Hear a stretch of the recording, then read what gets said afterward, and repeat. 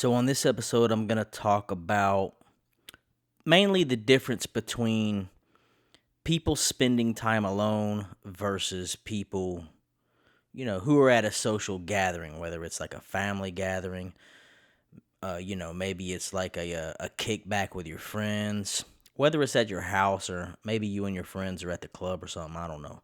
Or maybe yet, it's just you and your family and you're a kid or whatever and you're growing up and you live together. There's some key differences I noticed in the way things are in these different scenarios. And the reason why I notice these different scenarios is because now in my life at this very moment, I am living alone and I'm single. Nobody lives with me, which means there's nobody here to create any drama for me. There's nobody here for me to argue with. There's nobody here to sort of bring drama into my life. When you live on your own, and you're the head of household and you're single, you pretty much control 100% who can and cannot come to your house. And if anybody should create any drama for you, then obviously you could simply kick them the fuck out of your house. Which unfortunately for me, I've actually had to do quite a few times. But with that being said, the reason why it's so important to me to live alone, the fact that I live alone now, is that when I was growing up, my house basically had a revolving door on it, okay? My mom was the type of person who would literally let damn near anybody and everybody live in our house. My aunts and my uncles, who are, of course, her brothers and her sisters, on several occasions, these people lived with us. You know what I mean? And aside from that, my mom would also have these gatherings with her friends. And there's nothing wrong with that. Nothing wrong with that at all. That's not what I'm saying. But, my mom would have her friends over. And my mom would let all these kids and all these people from all over the neighborhood come to our house. And furthermore, my mom was also a babysitter as her job. She would babysit other people's kids.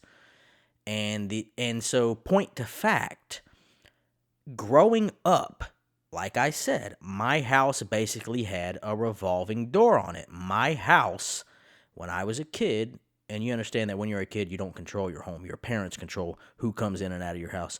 But my house was like a fucking hotel room. There was always somebody who was not a part of our family. And growing up, it was mainly me, my younger brother, my younger sister, because I am the oldest of my mom's three kids. My mom and my stepdad. So that's 5 people right there. Okay? So imagine this. Imagine you're living with 5 people, and truth be told, yes, that was hard. Yes, a lot of times, and for several years, in fact, from the age of 12 to the age of 23 when I finally moved out, there was always drama, like every other day, if not every day, you know what I mean? But imagine that, living with, being in a house where there's 5 people, and on top of that, your house basically has a fucking revolving door around it. So people are constantly coming in and out of your house. People are constantly living with you. As a matter of fact, my uncle was so crazy, he literally lived in our garage. And this is in the state of Georgia, where it's really hot, really humid in the summertime, literally unbearable. Even still to this day, I do not understand, nor can I fathom how the fuck any man, or a woman for that matter, could live in a fucking garage in the summer in that crazy heat, that crazy humid, disgusting heat. But he did it. He lived with us. And honestly, I'm going to be honest with you people.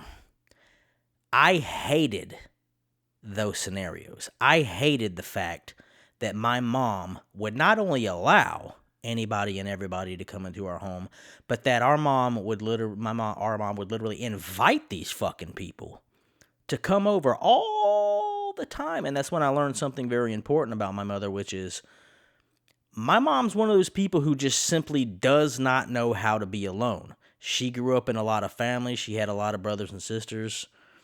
I'm not going to count them at the moment, but yeah, she's just one of those people who doesn't know how to be alone. And I was literally then and even now the polar opposite of that. As a matter of fact, I actually loved being alone. And one of the reasons why I loved being alone is because me being alone was an extremely rare occurrence. Because, like I said, grew up in a house with 4 other people and constantly people coming in and out, constantly people are living with us. So I grew to love the art of solitude. You know what I mean?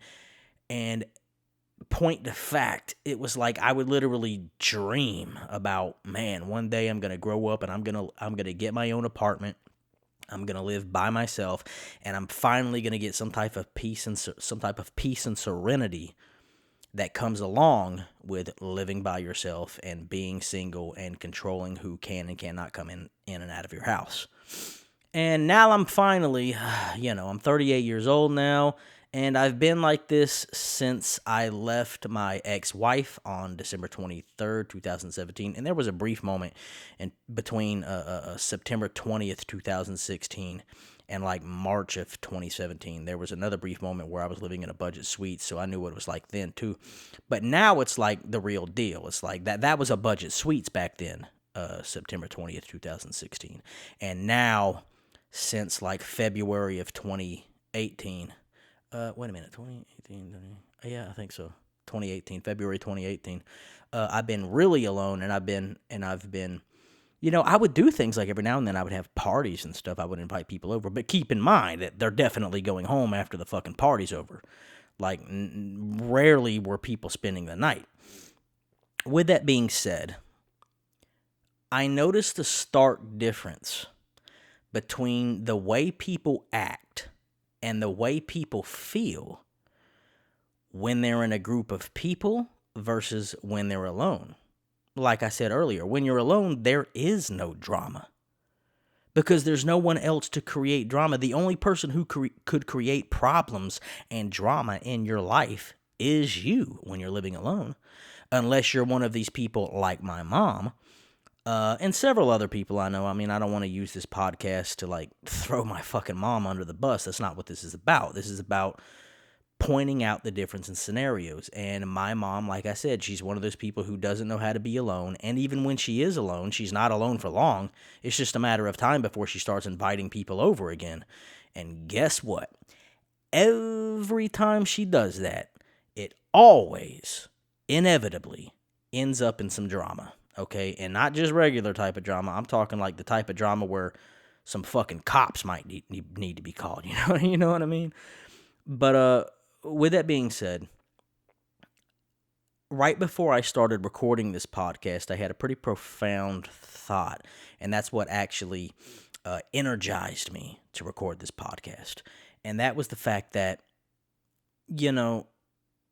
when you're I think that every human being in the world should at some point in their life spend time alone. And I mean a long time, not a little bit of time, not a day.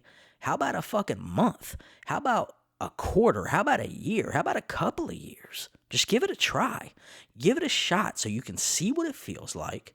And you can finally, once and for all, understand the difference between what it's like to live in a house with people and what it's like to live completely alone and to control your own destiny, so to speak.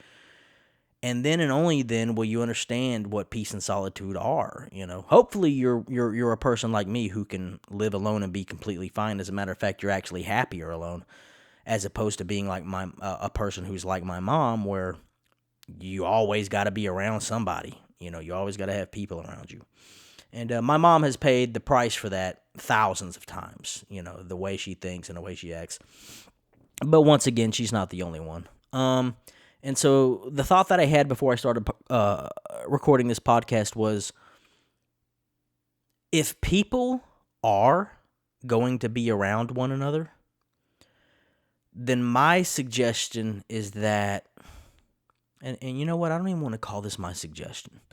I'm going to say this is just how things should be.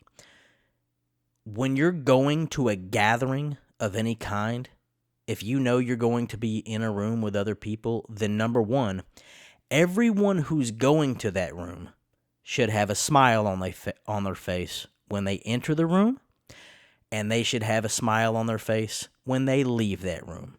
And that goes for every person in that room, every person at that gathering.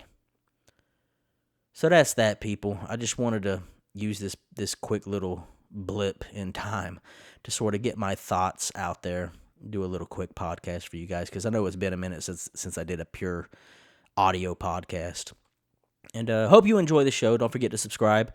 YouTube.com/MacktownTV, MackTown Also follow me on Instagram, Twitter, and TikTok at Makell Bird, MaKellBird, and at MacktownTV, MackTown. And of course, you can connect to me on all my websites and see what I'm doing at aded.us/MB.